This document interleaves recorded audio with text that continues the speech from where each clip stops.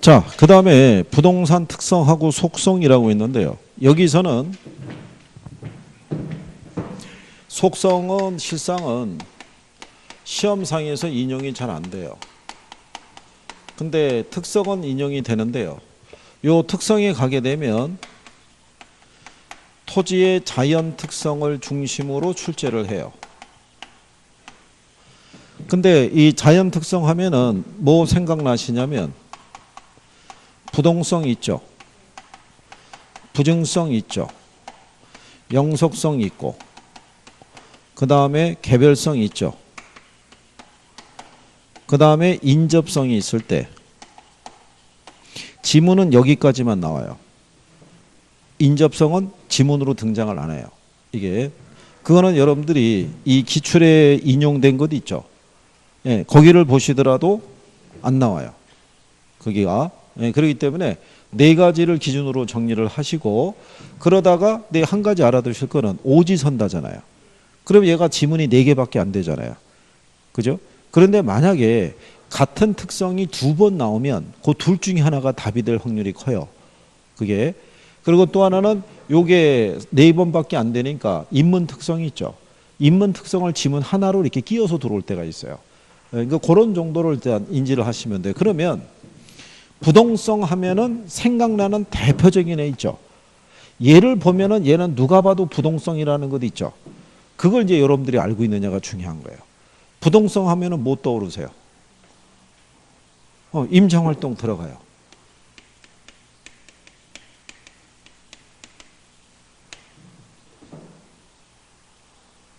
또요.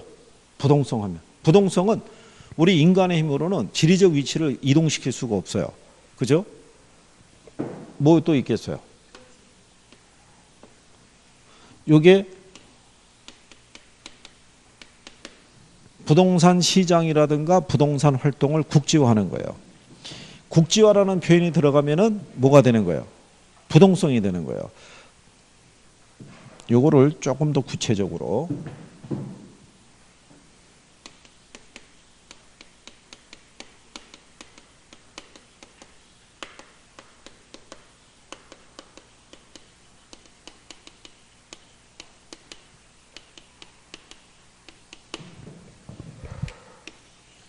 이 표현 들어가면은 부동성인 거예요. 그러면 이렇게 됨으로써 시장이 하위 시장으로 존재하는 거예요. 그럼 여러분들이 보시면 자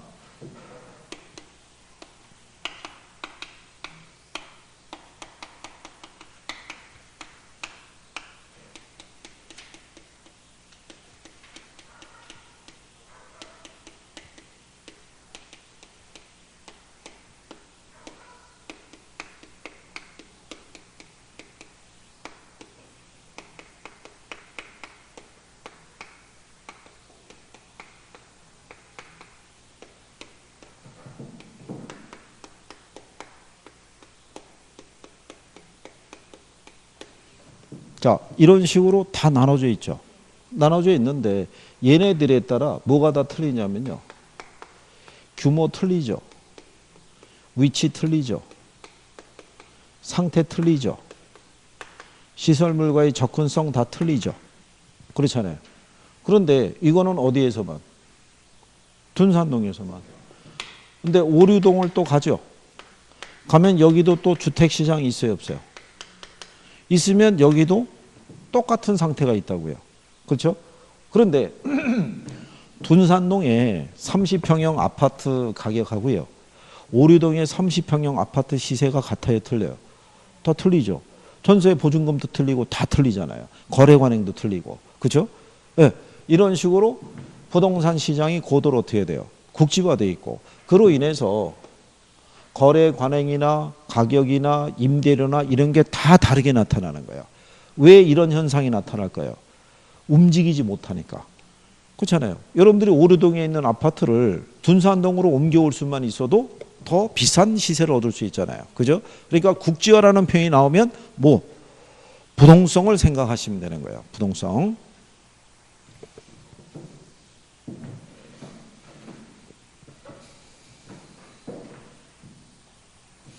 자, 그 다음에 또 자주 들어올 수 있는 것 중에 하나가요. 부동성으로 인해서 무슨 효과를 발생시킬 수 있다? 외부 효과를. 그죠? 왜 외부 효과에 영향을 많이 받겠어요? 응? 왜 외부 효과에 영향을? 자, 여기 아파트 단지가 있는데요. 주변에 공원이 조성이 되기도 하고요. 공장이 들어설 수도 있어요. 그죠? 네. 그러면 공원이 들어서게 되면은 이 아파트 단지의 가치가 높아질 수 있죠. 공장이 조성이 되면 가치가 떨어질 수도 있죠. 그런데 이걸 얘네가 피해 다닐 수가 없잖아요. 그렇죠? 왜? 움직이지 못하니까. 그래서 외부 효과의 영향을 많이 받는 거예요. 그렇죠? 그 정도가 되면 모두 이해할 수 있으셔야 되냐면 정부는 전국적으로 소재하고 있는 모든 부동산에 대해서 상이한 규제와 통제를 할 수 있어요. 그렇죠? 움직이지 못하니까. 대전 서구에 둔산동 일대만 투기과열지구로 지정할 수 있어요. 나머지는 다 풀어주고. 그것만 왜 가능하겠어요? 움직이지 못하니까 통제가 가능한 거예요. 그렇죠? 그러면 지자체 입장에서 보면은 조세 수입의 근거가 돼요. 둔산동에 소재하고 있는 부동산 다 파악이 되잖아요. 그게 다 어디서 연유가 되는 것이다. 부동성에서. 그렇죠? 그러면 여러분들이 자 21번 문제 보시면 부동산은 다른 재와 구별이 되는 독특한 특성들이 있으며 이러한 특성들로 인해 일반 시장과 구분이 된다.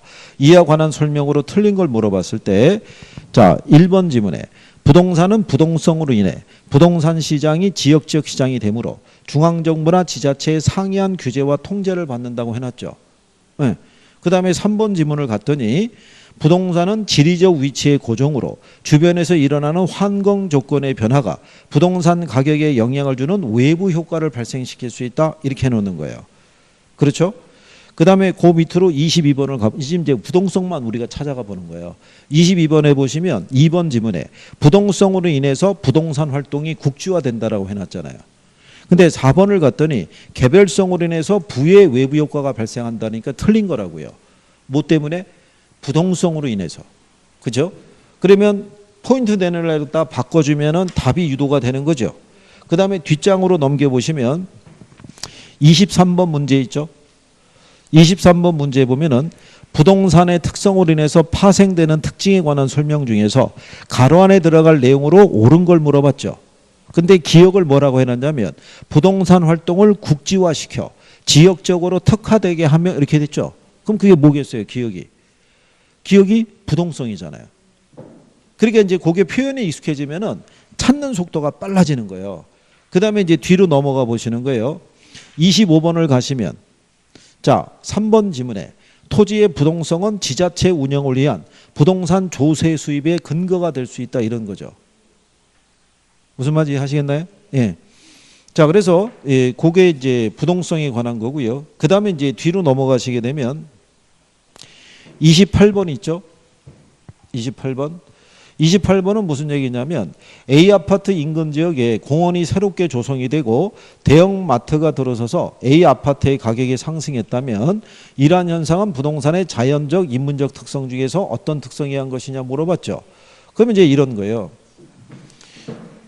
예로 이 부동성으로 인해서 무슨 위치는 이동시킬 수가 없어요. 예, 이거는 이동이 안 돼요. 그래서 여기에 대한 제약 조건을 완화시키기 위해서 만든 게 토지의 인문 특성이라고요. 그래서 인문 특성에 보게 되면요. 위치의 가변성이라고 있어요. 그러니까 사회적, 경제적, 행정적 위치는 변화를 줄 수 있다 없다. 이거는 변화를 줄 수 있다고요. 여기에 표현이 이제 무슨 얘기냐면요. 그 아파트가 있잖아요. 그러면 이 아파트의 이 지리적 위치 있잖아요. 이거는 불변이에요. 불변인데 요 주변에 대형 마트가 들어서잖아요. 네, 그러면은 무슨 위치가 달라지냐면 경제적 위치나 이런 게 달라질 수가 있다고요. 공원이 조성이 되거나 하려면. 그죠? 그러니까는 부동성하고 위치의 가변성을 묶어서 준 거예요. 그게.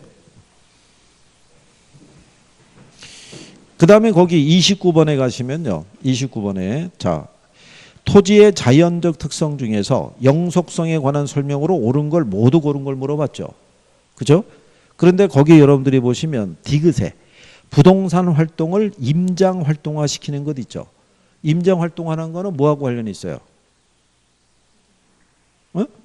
부동성이죠. 그러니까는 디귿이 들어가면 틀리는 거예요. 무슨 말인지 아시겠어요? 그러니까 임장 활동, 외부 효과 이런 것 있죠. 국지화 대표적인 표현을 쓰잖아요. 네. 그거 나오는 거는 이제 구별하면 되죠. 조세 수입의 근거가 된다. 상이한 규제와 통제를 가할 수 있다. 움직이지 못하니까 가능한 거예요. 그걸 내가 이해하면은 이거 안 적어도 돼요. 그냥 나오면 내가 판단할 수 있는 거예요, 이게. 그죠? 자, 그 다음에 부증성에 결부되어 있는 거. 부증성 하면 대표적인 부증성이라는 특징이 뭐겠어요? 부증성이라는 게.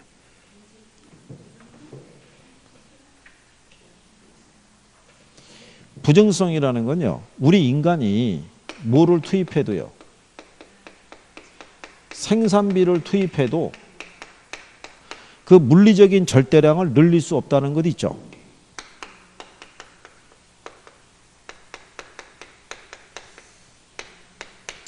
그게 부증성이에요. 그래서 이 논리 때문에 부증성의 예외는 있어요, 없어요? 없어요. 부증성의 예외는 없는 거예요.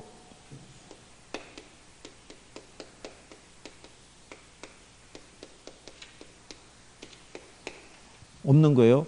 자, 우리가 이렇게 문제를 줘요. 자, 여러분들이 공유 수면 매립이 있죠. 그 다음에 간척 사업이 있죠. 이걸 통해서 국토 면적을 증가시키는 행위 있죠. 이거는 부증성의 예외라고 할 수 있어요, 없어요? 공유수면 매립이나 간척 사업을 통해서 국토 면적을 증가시키는 거는 부증성의 예외라고 할 수 있다, 없다? 없어요, 없어요. 자, 이 토지경제학이라는 곳에서는요. 강이나 호수나 바다나 하천이나 다 같은 토지 자원으로 보는 거예요. 그죠? 그러니까 결국은 이용상의 전환일 뿐이지 양이 늘어나는 건 아닌 거예요. 그래서 여러분들이 보시면 지구 아시죠? 지구의 70%가 뭐예요? 바다라고요. 근데 그 바다도 무슨 자원? 토지 자원으로 보는 거예요. 그러니까 지구라는 거는 단 하나의 거대한 토지 자원인 거예요. 그죠? 그러니까 지구에 이렇게 홍나게 할 수 있어요? 뭐 안 되잖아요. 물리적으로 못 늘린다고요. 이건 기본적으로 갖고 있어야 되는 거예요. 그죠?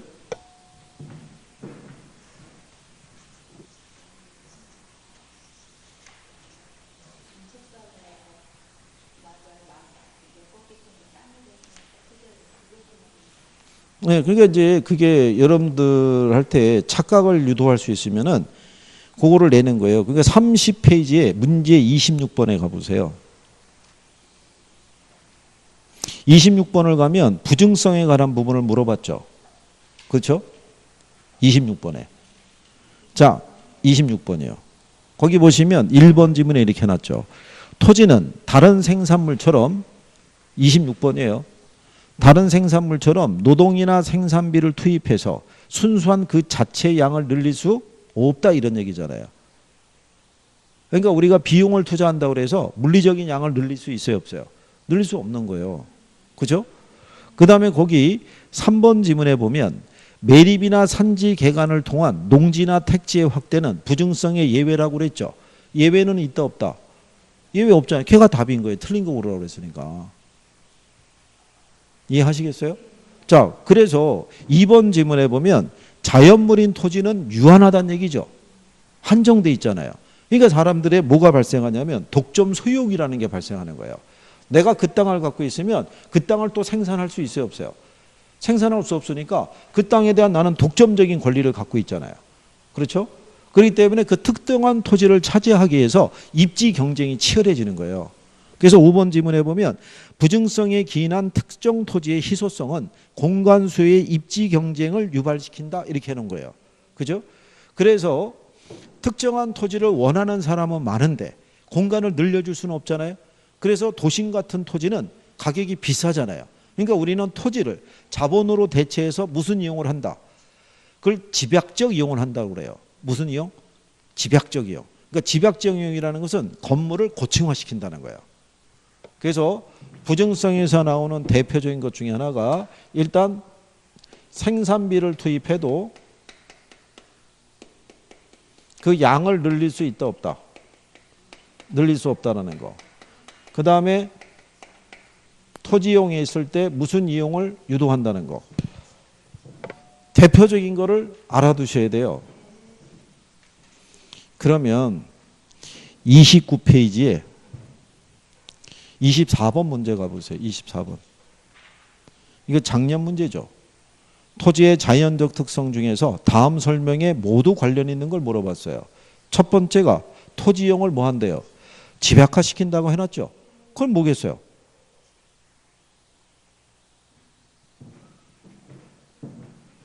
뭐?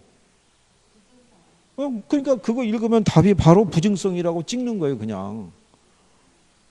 출제자는 요 특성에 대해서 가장 대표적인 거를 출제를 해요. 딱 보면 누가 봐도 이거는 부증성이다, 누가 봐도 부동성 이렇게 내는 거예요. 그리고 한 가지 알아두실 거는 여기서 얘네 세 가지가 주요 특성이에요. 그러니까 지금과 같이 단독적으로 문제가 나오는 건 요거 세 개밖에 없어요. 무슨 말인지 아시겠죠? 그래서 주요 특성이라고 얘기를 해드리는 거예요. 이거를. 구별할 수 있으시겠어요? 이거 나오면? 그러면 어디 또 가보시면 되냐면요. 26페이지 21번 가보세요. 21번 가보시면 자 거기 4번 지문 있죠. 자 부증성으로 인해서 공간 수요의 입지 경쟁이 발생하기도 하고 이는 지가 상승의 문제를 발생시키기도 한다 이렇게 하는 거예요. 근데 22번 그 밑에 문제를 가게 되면요. 3번 지문에 이렇게 해놨죠. 부증성으로 인해서 토지 이용이 집약화된다. 맞는 거잖아요. 그렇죠? 네, 대표적인 표현은 계속 써주죠. 네, 그런 거를 기억을 하시면 되는 거예요. 그러면 나중에 출제자들은 바로 답을 맞출 수 있게끔 배열을 해줘요. 어렵지 않게. 그러고 난 다음에 이게 지금 여러분들이 배우셨잖아요. 이게 배웠다고 해서 모의고사를 보면 100% 내가 답을 맞출 수 있냐면 그렇진 않아요. 이게 또 한두 번 틀려봐야 돼요.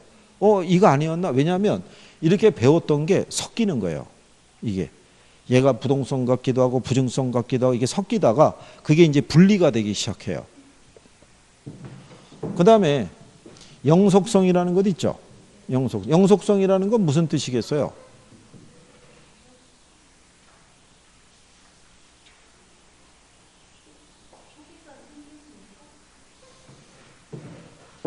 영속적이잖아요. 얘는 물리적 양을 우리가 줄일 수 없다는 거예요. 부증성은 늘어나게 할 수가 없고요. 영속성은 우리가 줄어들게 할 수가 없다는 거예요. 그죠? 그렇기 때문에 줄어들 수 없기 때문에 여기 보시면 얘는 감가상각이라는 것이 발생하지 않아요. 그죠? 우리가 시간이 경과하든가 사용 등에서는 건물 같은 경우는 닳아 없어질 수가 있죠. 근데 토지는 우리가 그 양을 줄어들게 할 수가 없다고요. 수명이 무한하니까. 그러면 얘는 소모를 전제로 하는 이론은 성립할 수 있어요, 없어요? 소모를 전제로 하는 재생산 이론이라는 거는 성립할 수가 없는 거예요. 그죠? 소모되지 않으니까. 그럼 생각해 보세요. 건물은 소모해야 안 해요? 건물. 소모되죠. 그럼 걔는 신축이 가능하잖아요. 근데 토지는 안 되잖아요. 그러니까 소모를 전제로 하는 재생산 이론은 성립할 수가 없는 거예요. 이해하시겠어요? 그러면 얘는 부동산을 소유하고 있으면요. 소유에 따른 이익이 있죠. 그 다음에 사용에 따른 이익이 있죠. 이거를 다 얻을 수 있어요. 그렇잖아요? 소모되지 않기 때문에 다른 사람에게 빌려줄 수 있어요. 그 사람이 아무리 쓰더라도 닳아 없어지지 않으니까. 그죠? 근데 내가 가지고 있는데 걔가 가치가 상승해서 양도 차익 같은 것도 얻을 수 있는 거예요. 그래서 얘는 임대차 시장이라는 것이 발달하게 되는 근거도 돼요. 얘가. 그래서 영속성에 결부된 내용도 기본적으로 정리가 돼 있으셔야 돼요. 자, 그러면 21번 문제 있죠? 21번 문제. 거기 보시면 틀린 거 물어봤죠. 근데 2번 지문에 갔더니 부동성은 소모를 전제로 하는 재생산 이론이나 사고방식을 적용할 수 없게 한다 이렇게 해놨죠. 그거는 부동성이 아니라 뭐겠어요? 그게 영속성인 거예요. 그렇게 해서 틀리게 주는 거예요. 대표적인 거를 제목만 바꿔서 살짝 주죠. 이런 거는 내가 이해만 하면은 바로 구별할 수 있어요. 그죠? 그 다음에 그 밑에 22번이 있죠. 거기 보면은 1번 지문에 영속성으로 인해서 원칙적으로 감가상각이 적용되지 않는다 이렇게 해놨잖아요. 그렇겠죠. 그리고 한 가지 알아두실 거는요. 이게 물론 감가상각이라는 게 물리적 감가상각이 있고 경제적 감가상각이 있고 뭐 기능적 감가상각 이런 게 있는 거예요. 그런데 거기서 문제가 물어본 건 토지의 특성이잖아요. 그죠? 토지의 특성에서 영속성이라는 것은 이 감가상각은 별다른 언급이 없어도 물리적 감가상각을 얘기하는 거예요. 영속성이라는 표현에 대해서는. 그러니까 이게 감가상각이 적용되지 않는다고 그래서 이게 이때 이 사람들이 이의신청을 들어갔다고요. 이건 이의신청 대상이 안 되는 거예요. 토지 특성을 물어봤는데 토지의 특성에서 영속성이라는 거는 우리 인간의 힘으로는 줄여들게 할 수가 없는 건데 그러니까 감가상각이라는 게 발생할 수 없다 그랬을 때 그 감가상각은 물리적 감가상각을 얘기하는 거예요. 별다른 언급이 없어도.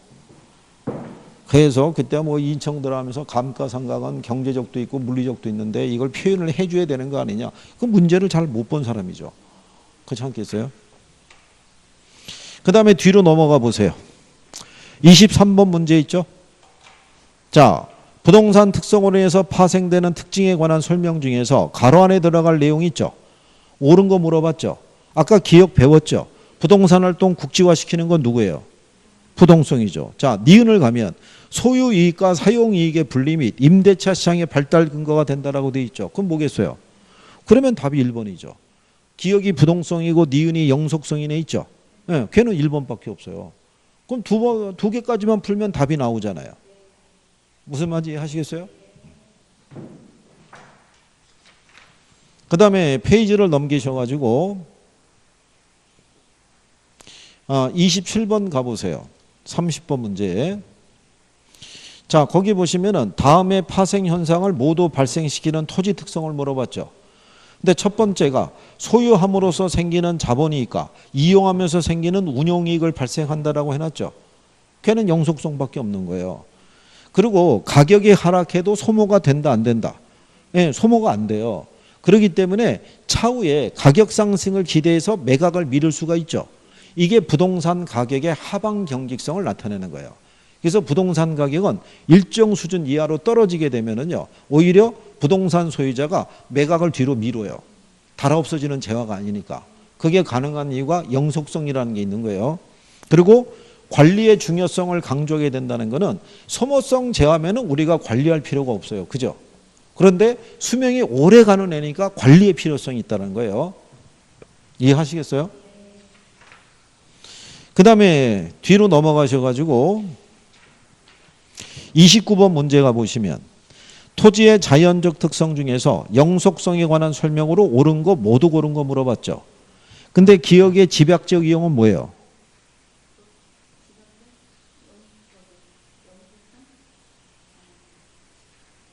부증성이라고요. 부증성. 그러면 기억이 들어가면 틀리죠. 그렇죠? 그러면 아까 얘기한 것처럼 1번, 3번, 4번은 답이 아니죠. 그럼 남는 게 2번하고 5번이 남죠. 그러면 디귿을 가봤더니 부동산 활동을 임장 활동화 시킨다고 했죠. 임장 활동은 뭐예요? 어? 부동성이잖아요. 그러면 답은 2번이죠. 그렇죠? 그거 지문 딱 풀면은 답이 캐치가 되는 거예요. 그러면 거기에 보면은 니은에 이렇게 나와 있죠. 소모를 전제로 하는 재생산 이론과 감가상각 이론이 적용되지 않는다 그랬으니까 맞는 표현이죠. 그렇죠? 그 다음에 미음에 가게 되면 부동산 활동을 장기 배려하게 한다는 것 있죠. 수명이 긴 재화니까 미래의 변화까지 감안해서 투자하거나 거래하거나 이래야 된다는 얘기예요. 그러면서 토지의 가치 보존력을 우수하게 한다고 돼 있죠. 이 가치 보존력이 우수하기 때문에 투자 자산으로서 선호도가 높은 거예요. 부동산이라는 건 사용을 하든 사용을 안 치건 방치를 하든지 간에 그 가치가 훼손되질 않는다고요. 달아 없어지질 않기 때문에. 그래서 사람들이 투자 자산으로서 선호도를 하는 거예요. 그래서 만약에 할아버지가 땅을 사놓잖아요. 그러면 이 땅을 대대로 손손 자손에게 물려줄 수 있어요, 없어요? 그렇죠. 부의 대물림이 되는 거예요. 그래서 우리나라에서 사회 지대층에 있거나 돈이 많은 사람들이 어디에 집착을 하겠어요? 그렇죠. 부동산에 집착하는 거예요. 그게 재산 증식의 가장 좋은 수단이다, 이렇게 인식을 하는 거죠. 구별할 수 있으신가요? 영속성에 대해서. 자, 그 다음에 개별성이라고 있어요. 마지막이죠. 근데 개별성은 지문상에서 많이 활용이 안 돼요. 몇 가지만 아시면 돼요. 개별성이라는 건요, 토지는 다른 토지하고 대체할 수 없어요. 이 토지와 이 토지가 서로 성격이 달라서 그래요. 왜 다르냐면 근본적으로 위치가 틀려요. 위치가 틀리기 때문에 상품 간의 대체를 하는 게 쉽다, 어렵다? 어려워요. 그래서 얘는 무슨 법칙이 성립이 안 되냐면 일물일가의 법칙이라는 게 성립이 안 돼요. 근데 참고로 보면요, 일물일가의 법칙이라는 건요, 요거는 상품의 동질성을 전제로 하는 거예요. 그러니까 완전 경쟁 시장에서만 성립이 되는 거예요. 근데 토지는 근본적으로 위치가 다 틀리잖아요. 그러니까 상품이 동질적이지 못하잖아요. 그러니까 이게 성립이 안 되는 거예요. 이게 그러다 보니까 상품 간에 완전한 대체 관계가 성립이 안 돼요.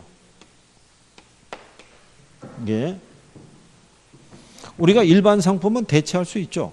같은 급의 자동차면은 똑같은 자동차니까, TV면 똑같은 TV니까 이게 가능한데 토지는 그게 틀려요. 뭐가 틀리니까? 위치가 틀린 거예요. 위치가. 그래서 거기 29번 문제 있죠. 29번 문제 보시면은 박스 안에 리을이라고 있죠. 리을에 보시면 일물일가의 법칙이 배제가 되며 토지시장에서 상품 간의 완전한 대체관계가 제약이 된다라고 해놨잖아요. 그건 개별성에 대한 설명이라고요. 그래서 이 개별성으로 인해서요, 자, 여러분들이 보시면 건물 있죠. 이 개별성은 건물 등에도 적용할 수 있어요.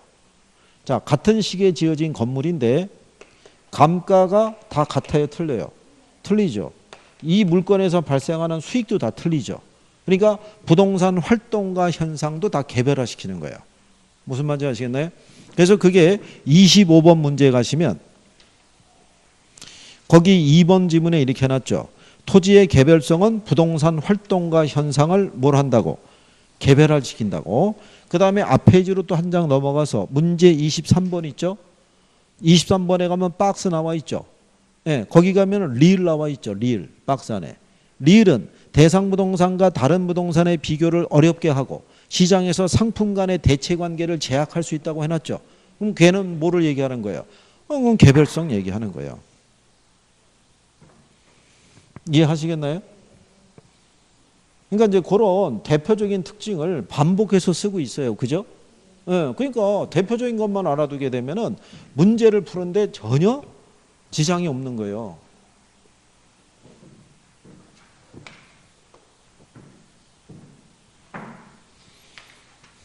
잘 해보실 수 있나요? 그리고 이걸 가지고 강의를 들으시고 난 다음에 복습을 하셔야 돼요. 복습을 해야 유지가 돼요. 여기서 이렇게 저랑 할 때는요, 알 것도 같아요. 그래.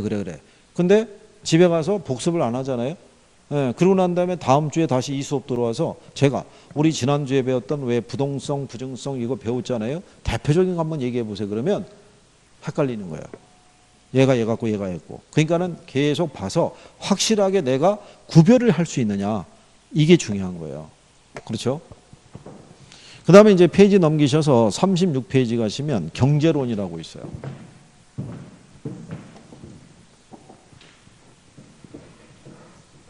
그러니까 여기 자연하고 인문 특성을 보면은 무슨 특성을 중심으로? 자연 특성을 중심으로 해서 정리하시는 게 일단 필요하고요. 그 다음에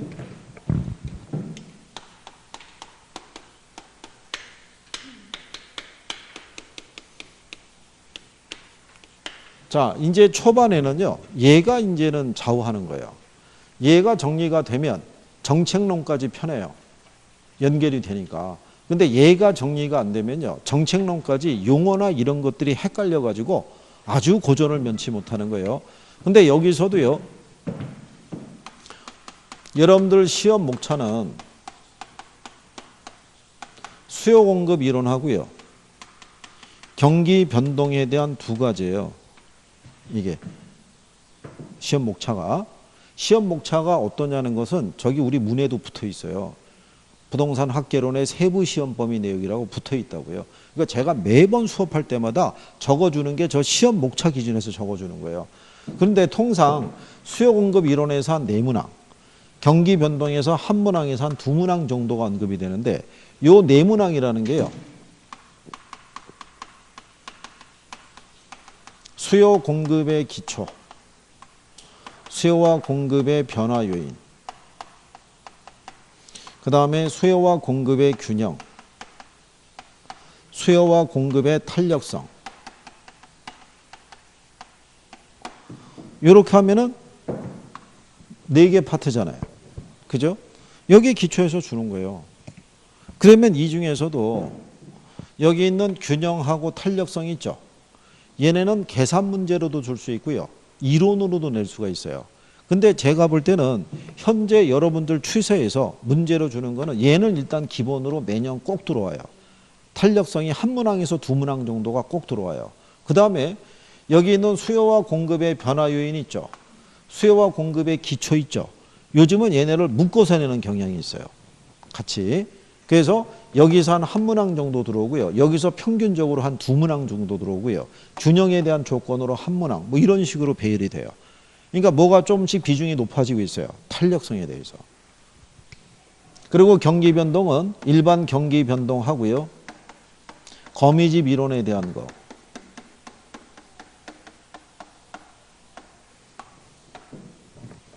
그러니까 이제 저기에 관련된 내용만 잘 정리할 수 있으시면 돼요. 그죠? 예, 그러면 제일 먼저 거기 1번 지문에 나오는 게 수요의 성격에서요. 유량하고 저량을 이제 구별할 수 있느냐를 물어보는 거예요. 그죠? 예, 근데 유량 변수라는 것은요. 얘는 뭐가 명시가 돼야지만 예, 기간이 명시가 돼야지만 그 의미가 분명해지는 거예요. 그죠? 예. 그래서 경제학에서 얘기하는 수요와 공급이 있죠. 걔네들은 다 유량 개념이에요.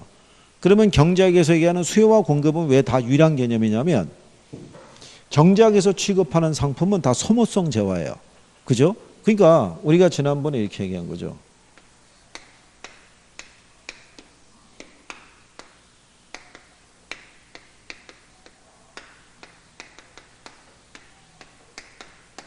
매년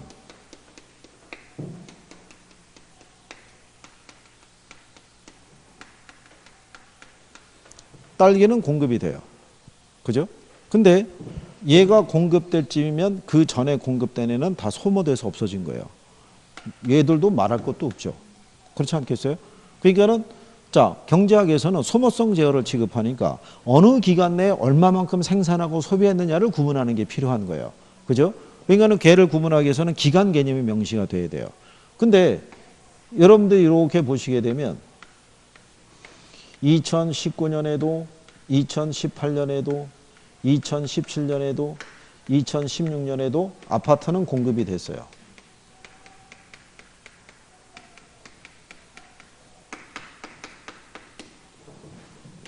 얘가 지금 공급이 됐을 때 작년, 재작년, 3년 전에 공급된 아파트는 여전히 시장에 있어요. 10년 전, 20년 전에 공급된 애들도 있는 거예요. 그러면 얘들이 현재 누적된 게 얼마인지 있죠. 현재 얼마가 존재한지를 파악하려고 그러면 시점이 필요한 거예요. 그래서 부동산학에서는 유량뿐만이 아니라 저량 개념도 필요한 거예요.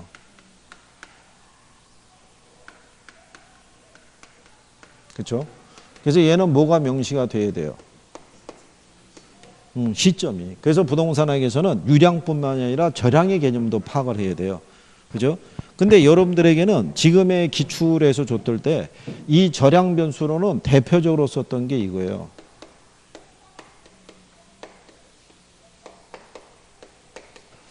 인구하고 재고하고 자산 있죠. 네. 그래서 우리가 이거 인재자라고 해줬어요. 그죠? 이거 세 가지 변수가 가장 기본적인 거였어요. 저것만 알아도 풀 수 있었던 거예요.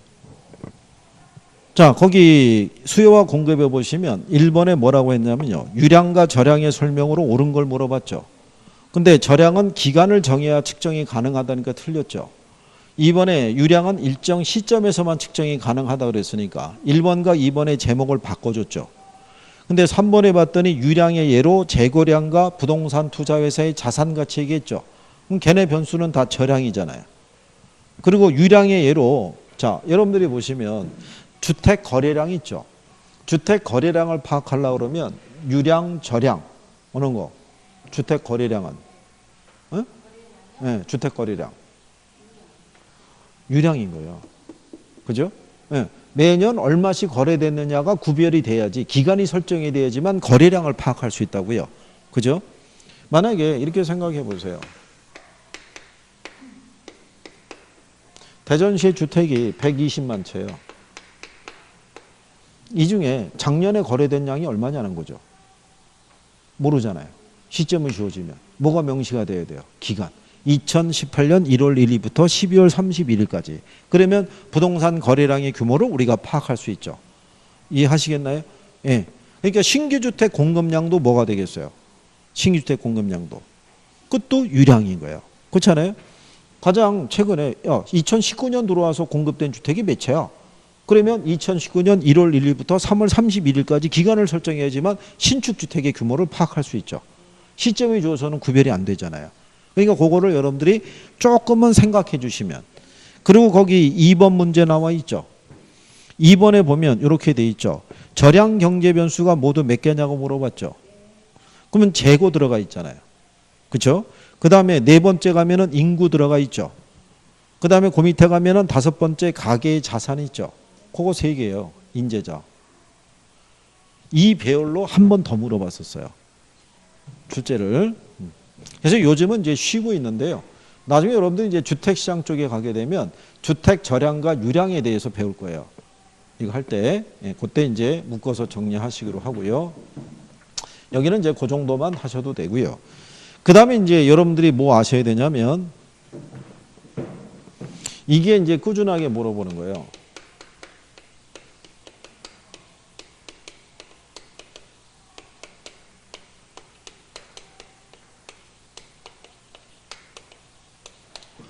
수혜량의 변화하고 수혜의 변화 있죠. 예, 이거를 유발하는 요인이 뭐냐. 이것만 구별할 수 있으시면 돼요. 그죠? 그러면 이런 거예요. 잘랐을 때 요 수혜량의 변화를 유도하는 건요. 해당 재화에 뭐가 변했을 때 가격이 변해서도 수혜량이 변할 수 있어요. 그죠? 요 수혜의 변화를 주는 거는요. 가격 외의 요인이에요.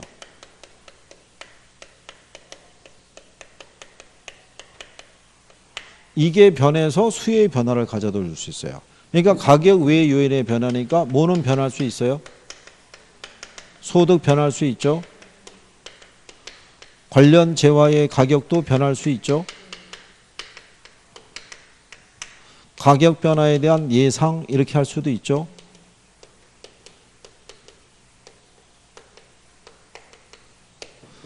자, 그러면 수혜의 변화를 가져다 주는 요인은 많죠. 그러면 얘들이 변하면 뭐가 이동하냐면 곡선이 이동하는 거예요. 근데 얘는 곡선 상에서 이동을 해요. 뭐가 변해서? 가격이 변해서. 가격. 그러면 자, 여러분들이 거기 3번 문제 있죠. 3번 문제 가면 아파트에 대한 수요의 변화 요인과 수혜량의 변화 요인이 옳게 묶인 걸 물어봤죠. 그럼 여기서 해당 재화가 뭐겠어요? 해당 재화가 아파트라고요. 거기 아파트라고 그랬잖아요. 여기 보시면 뭐라고 해놨어요? 해당 재화 있죠? 네, 해당 재화는 거기 아파트라고 그랬으면 그게 아파트가 되는 거예요. 그죠? 그렇죠. 그러니까 거기 수혜량의 아파트의 수혜량의 변화율을 주는 거는 해당 재화의 가격밖에 없는 거예요. 그러니까 3번에 가면은 아파트의 가격이 하락했다고 해놨죠. 걔가 수혜량의 변화를 주는 거예요. 나머지 애들은 가격 이외의 요인이라고요. 그죠? 어? 근데 이제 요거를 조금 더 확실하게 정리를 하셔야 돼요. 수혜량의 변화하고 무슨 변화? 예, 수혜의 변화에 대한 거를 왜 그러냐면 이거를 가지고요. 거기 4번 문제 가시면 5번 지문이 있죠.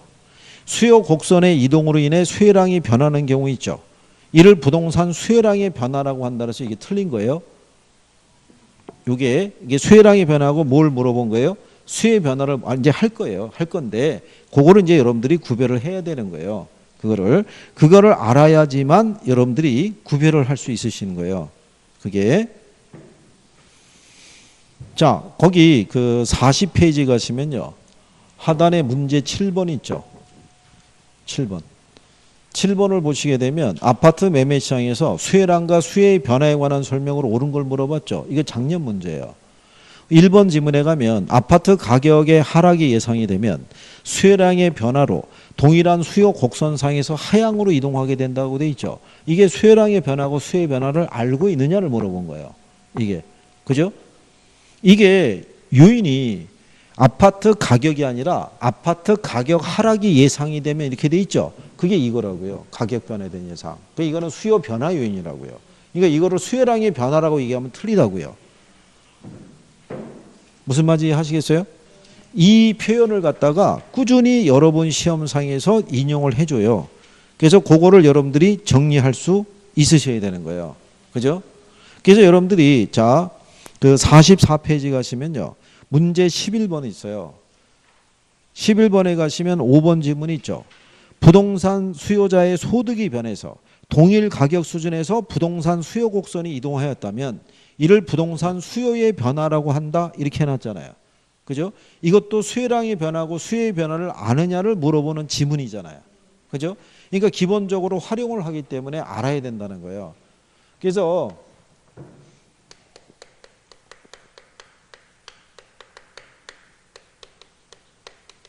수혜량의 변화를 가져다 주는 요인이 있죠. 요인은 해당 재와 가격의 변화에 의해서. 그죠? 네, 그러면 얘가 어떤 결과가 나타나냐면요. 동일한 수요 곡선상에서의 점의 이동으로 나타나요. 예, 여기서 요 상하고 점은 뺄 수도 있어요. 예, 근데 어쨌든 이렇게 표현이 돼요. 그러면 이거를 여러분들이 보시게 되면 이런 거예요. 아파트 가격이 있어요. 그죠? 그러면 아파트 뭐가 있어요? 그러면 여기서의 아파트가 뭐겠어요? 이게 해당 재화라고요. 얘가 뭐가 된다? 해당 재화. 그러면 아파트 가격은 상승할 수 있어요, 없어요? 상승하겠죠? 그러면 아파트 수혜량이 어떻게 돼요? 감소하겠죠. 그러면 아파트 가격이 하락하면요. 아파트 수혜량은 어떻게 돼요? 증가하겠죠. 수요 법칙은 반비례 관계니까. 그러면 지금 여기서 요 수혜량이 변했잖아요. 이게 변한 거는 해당 재화에 뭐가 변해서? 가격이 변해서 지금 수혜량이 변한 거예요. 그러면 얘가 변할 때 소득이라든가, 그죠? 빌라의 가격이라든가 이런 것들은 변화가 없다고요. 얘들은 그대로인데 뭐만 변한 거예요? 해당 재화의 가격만 변한 거예요. 그래서 이걸 우리가 그림으로 나타나면 이렇게 가는 거예요.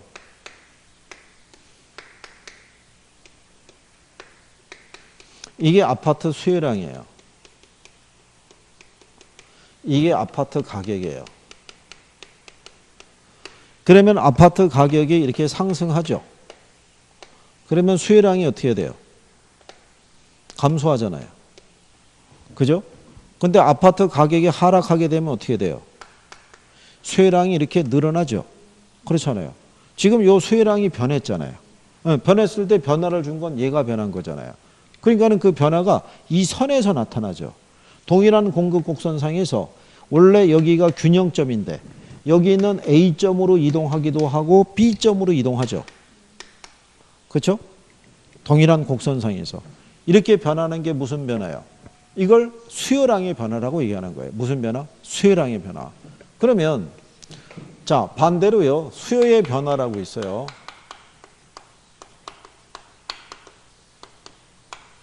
수요의 변화를 가져다 주는 요인은요. 해당 재화의 가격 외 요인이 변한 거예요.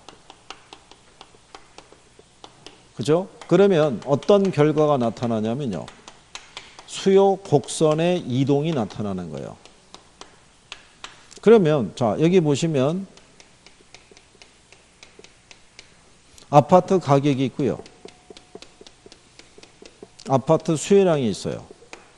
자, 그런데 아파트 가격이 있죠. 네, 얘는 불변이래요. 그죠? 그런데 아파트 수요량이 증가하기도 하고요. 감소한대요.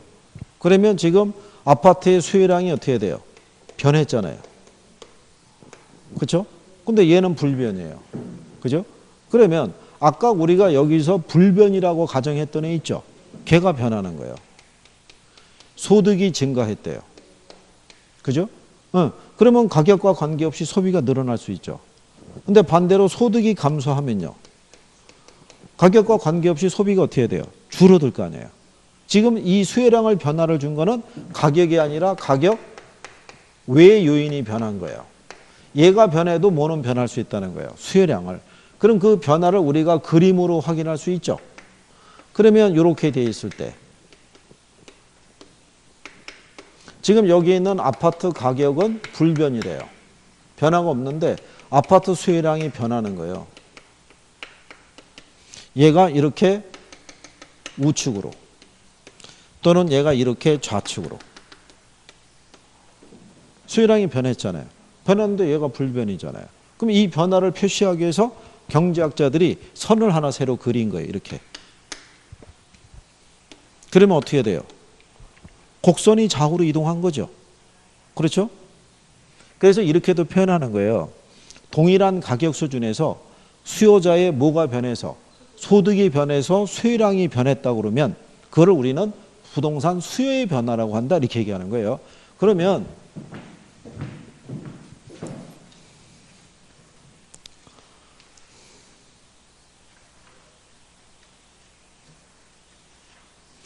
44페이지 가시면요. 문제 11번이 있어요. 11번에 가시면 5번 지문이 있죠. 5번에 가면 부동산 수요자의 소득이 변해서 동일 가격 수준에서 부동산 수요 곡선이 이동하였다면 이를 부동산 수요의 변화라 한다. 이렇게 해놓는 거예요. 이해하시겠어요? 저쪽에 칠판을 보시면 자, 곡선이 지금 이동했죠. 이동했는데 뭐가 변해서? 소득이 변해서 동일한 가격 수준에서, 그러니까 가격은 변하지 않잖아요. 수요 곡선이 이렇게 이동했다는 것은 그건 수요의 변화라고 본다는 거예요. 무슨 말인지 아시겠어요? 그 다음에 이제 앞으로 돌아오셔가지고요.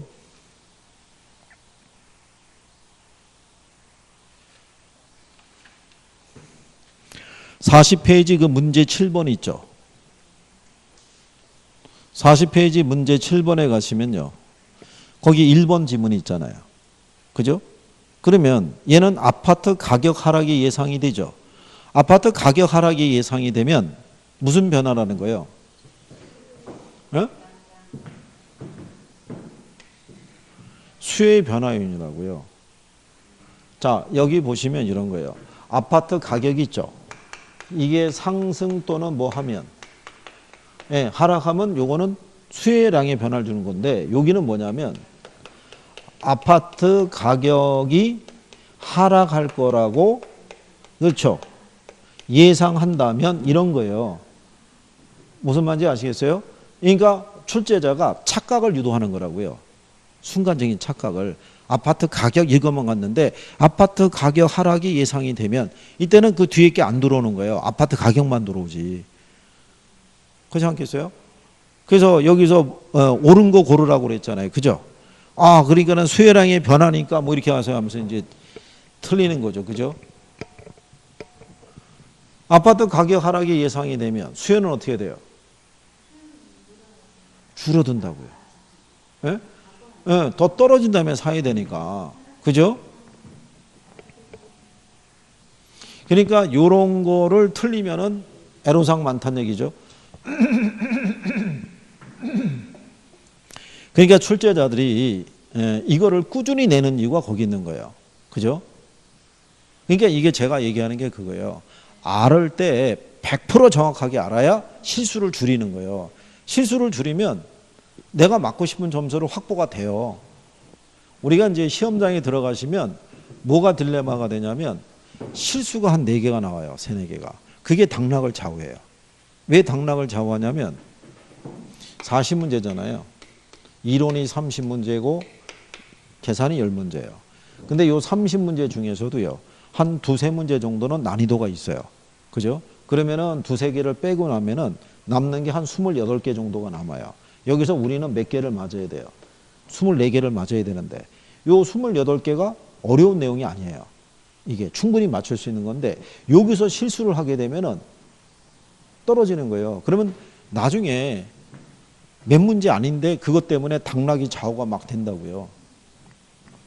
그러면 억울하잖아요. 그죠? 네?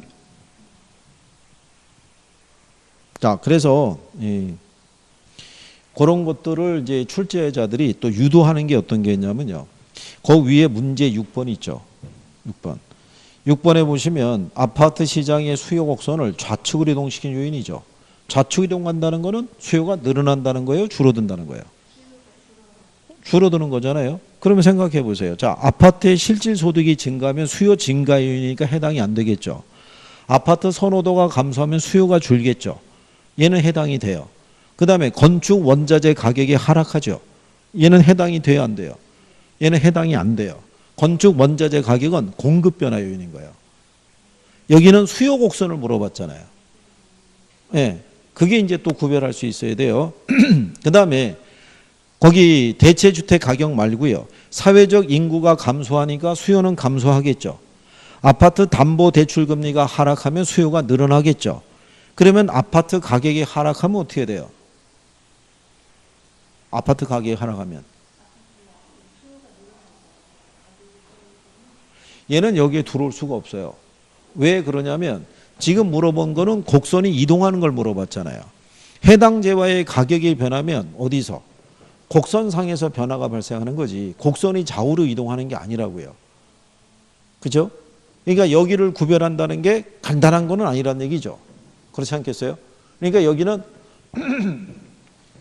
확실하게 내용을 정리가 돼야 돼요. 이해가 돼야 변형이 돼서 나오든 뭐가 돼서 나오든 맞출 수 있는 거예요.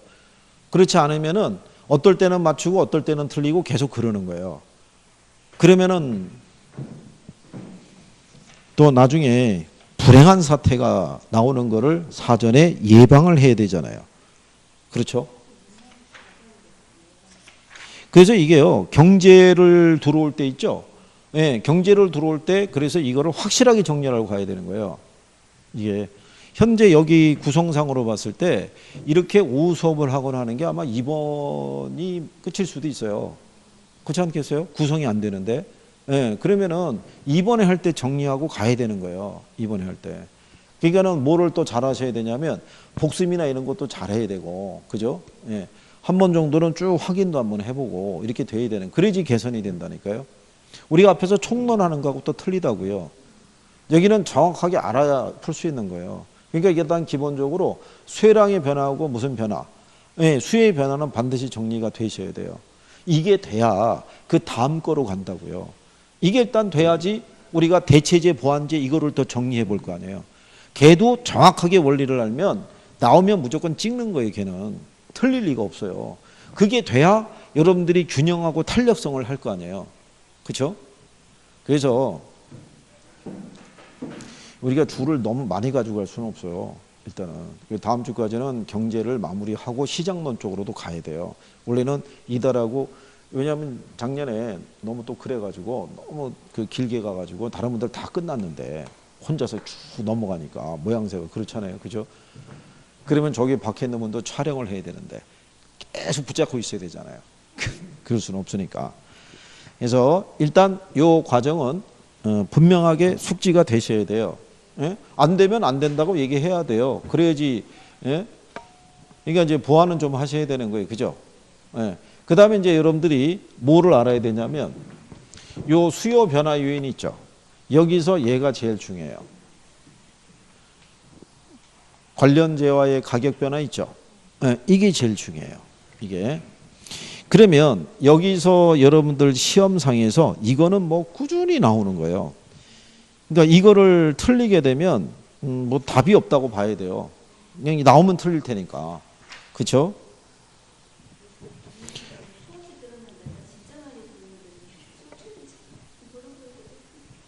그게 왜냐하면요. 익숙하지 않아서 그래요. 익숙하지 않고. 그리고 이제 제가 오늘은 뭐 첫날이니까 이렇게 마무리 해드리겠는데 많이 물어봐야 되고요. 그리고 선생님이 물어보잖아요. 틀리면 어떡하지? 이거보다는 뱉어보는 거예요. 틀려도 좋으니까 얘기해보는 거예요. 그럼 선생님이 바로 잡아줄 거 아니에요. 아, 그럼 내가 알고 있는 게 이게 아니야? 다시 수정해야겠네. 또 다음에 또 해봤는데 또 틀리는 거예요. 다시 또 얘기해 준다. 그럼 다시 이렇게 해서 자꾸 가다듬어 가지고 확실하게 어느 순간에 이해가 탁 돼요. 그럼 그 다음서부터는 그 파트에 대해서는 걱정하지 않아도 돼요. 마무리가 확실하게 되니까. 그렇죠?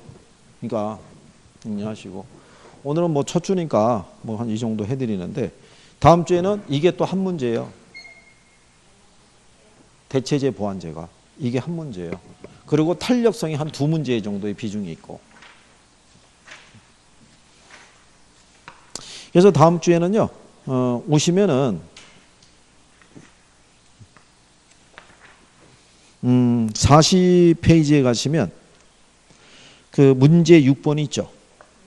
예, 거기서부터 왜냐하면 아까 거기서 제가 뭐를 뺐냐면 대체주택 가격의 하락 이런 걸 뺀 거예요. 예, 그거를 설명을 확실하게 또 들으셔야 된다고요. 그거 하고 다음 주에는 여기서 어쨌든 간에 다음 주에는 그리고 여기서 지금 보면은 계산 논리 이런 것도 있어요. 계산 논리에 대한 거는 기본적인 건 설명을 해드리는데 집착은 하지 마시라는 얘기예요. 해보시면 아시겠지만 제한된 시간 내에 계산까지도 풀어 넘긴다는 게 쉬운 일은 아니에요. 그죠? 하지만 기본적인 요령을 갖고 있다가 가장 단편적인 문제가 나와서 단순 대입으로 풀 수 있으면요 제일 좋죠. 그죠? 예, 그러니까 기본적인 원리는 설명을 해드리니까 그렇게 생각하시고 어쨌든 이게 절박함이 있어야 돼요. 절박함이. 올해 내가 꼭 합격하겠다는 절박함이 있어야 이거 합격할 수 있는 거예요. 그죠? 예? 두 분 여기 있는 분이 합격한다고 해서 전혀 인원이 많은 게 아니잖아요. 그죠? 예, 그렇게 생각하시고 기운 내시고 그죠? 예, 한 주 잘 보내시고 다음 주에 뵙겠습니다. 고생하셨습니다.